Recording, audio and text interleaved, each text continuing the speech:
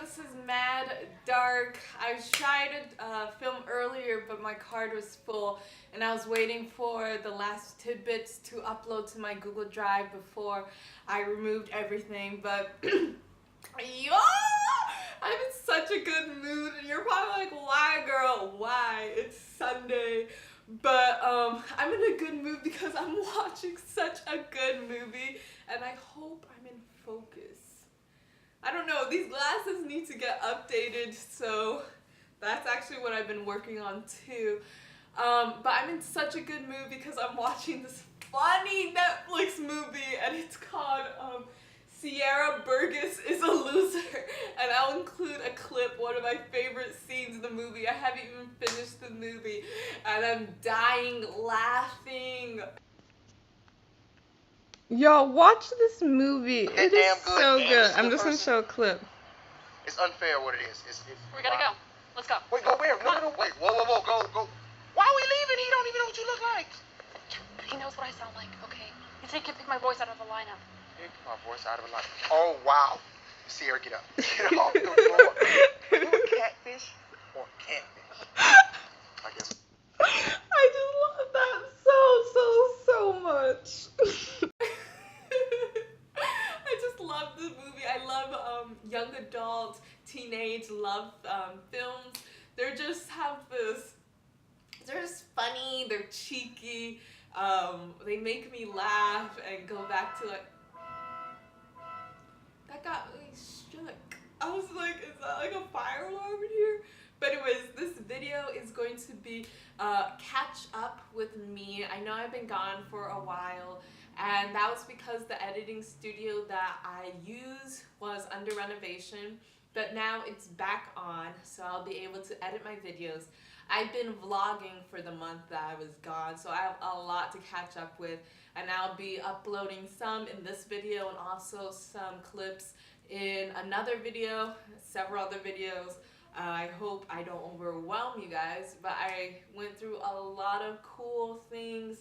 I saw a lot of cool things in the month that I was gone, and I want to share some with you. Yeah, so this video I also want to just do, I've been here in New York for 2 months, and basically I want to track my progress, and maybe in the future when I've been here for like 2 years, I can look back at this video and see how I was 2 months in. But yeah, I'm going to stop this video real quick to make sure I'm in focus, because what sucks more than going filming a 20-minute video and then the whole thing's blurry? Okay, we're not doing this now. We're 2018. We need to learn these tricks. Okay, be right back.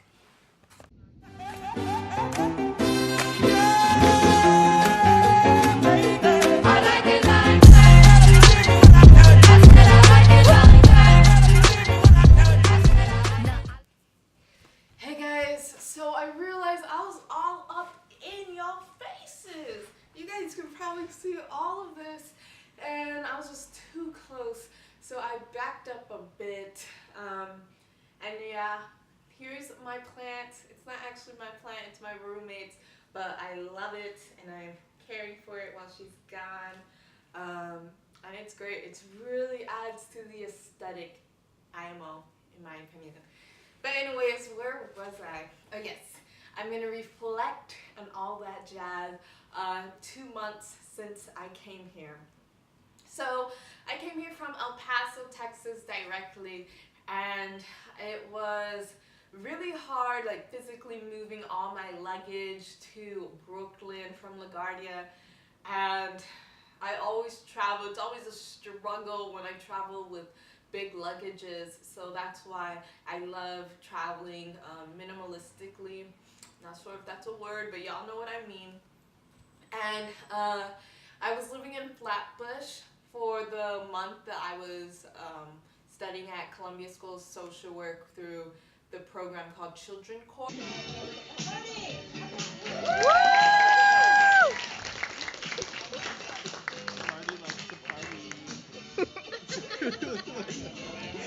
Party at Marty's.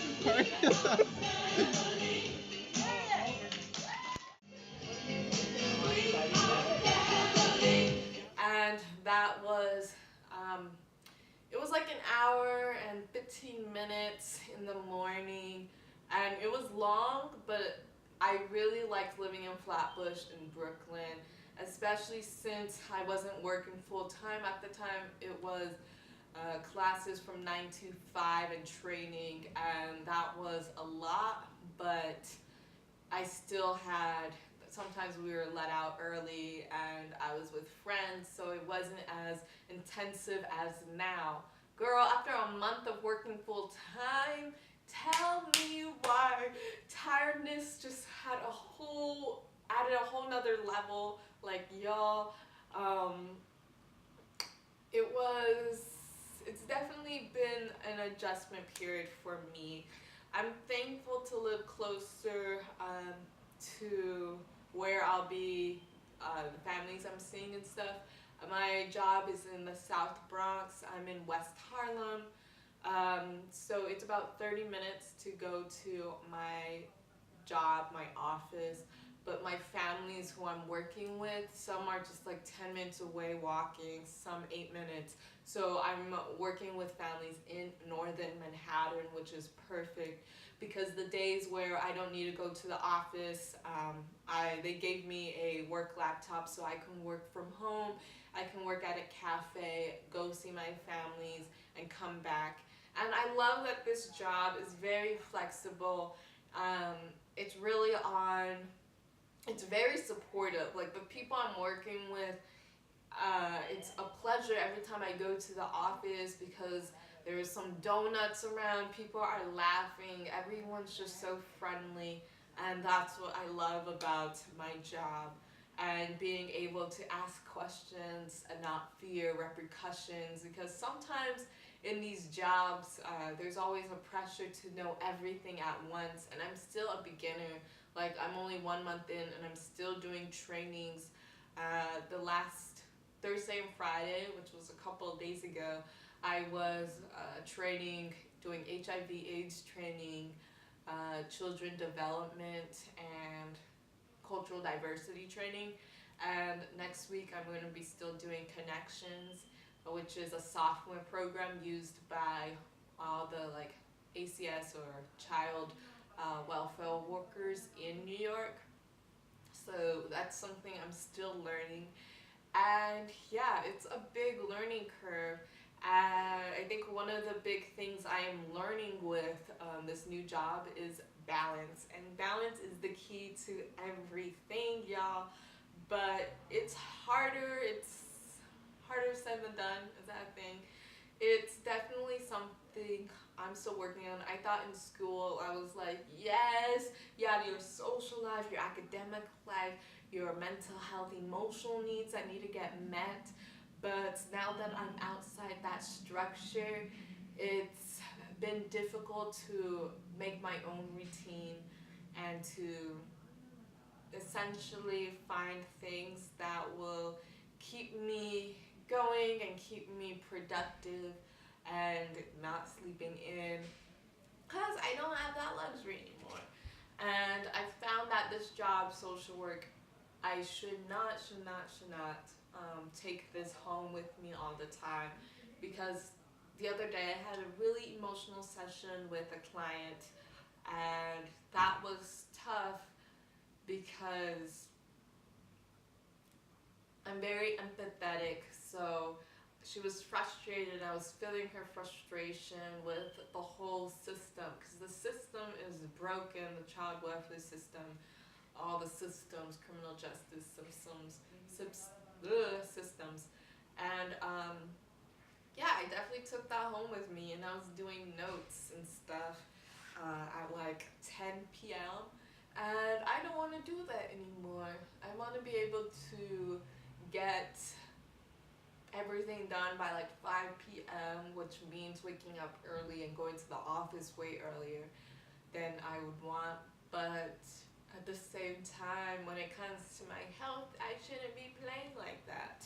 I shouldn't be staying up to like midnight doing notes.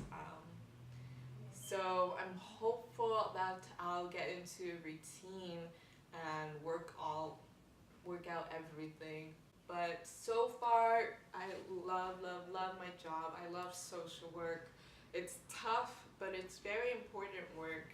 And this field really needs people who are committed. There are so many people who go into this field for 6 months, 1 year, and then they leave because, of course, burnout, it is emotionally draining at times.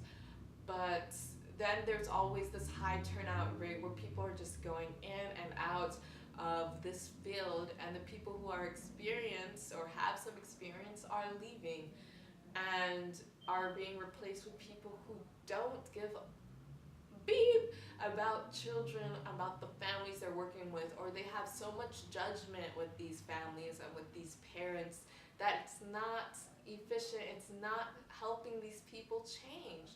And I'm making a Facebook post or an Instagram post about this. Basically, my job, I'm in preventive services. I should probably tell you guys what I'm doing.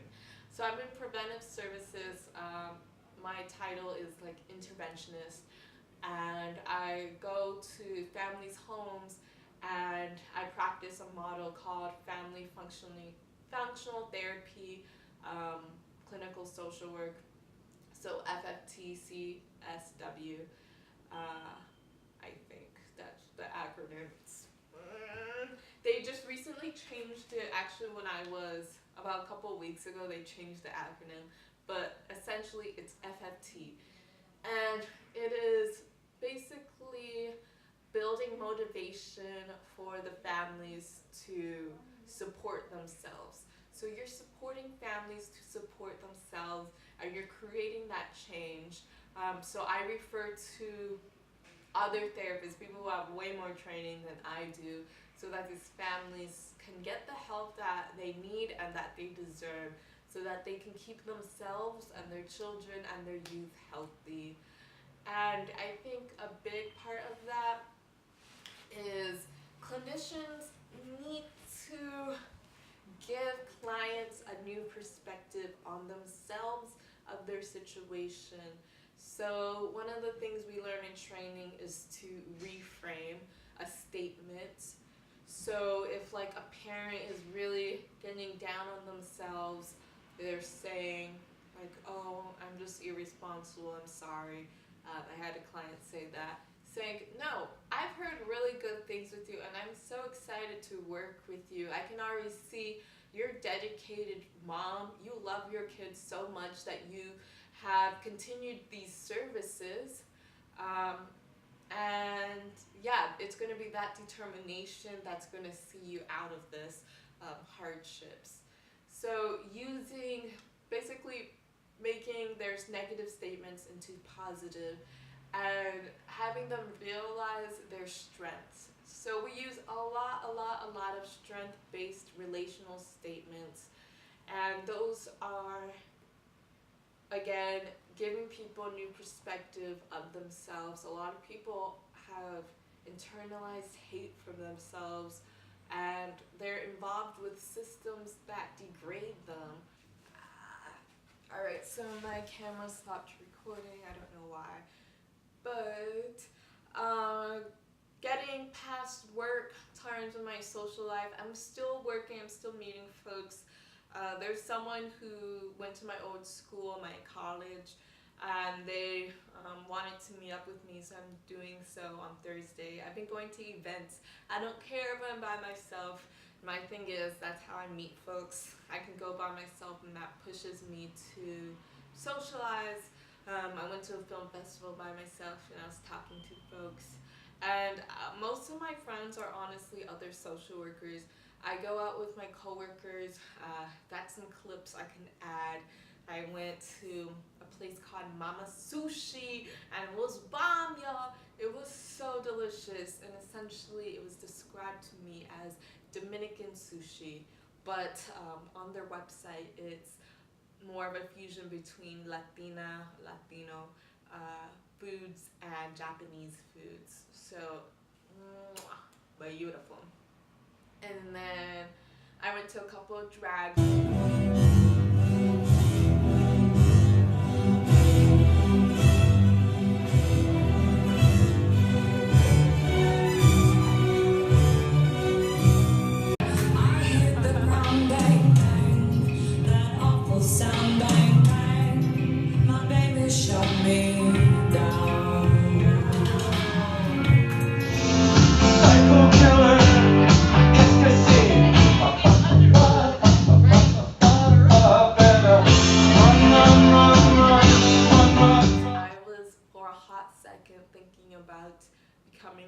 performer, but then I realized I'm already tired, and performing in general takes a lot of energy. So I think right now I'm gonna be just watching from the sidelines.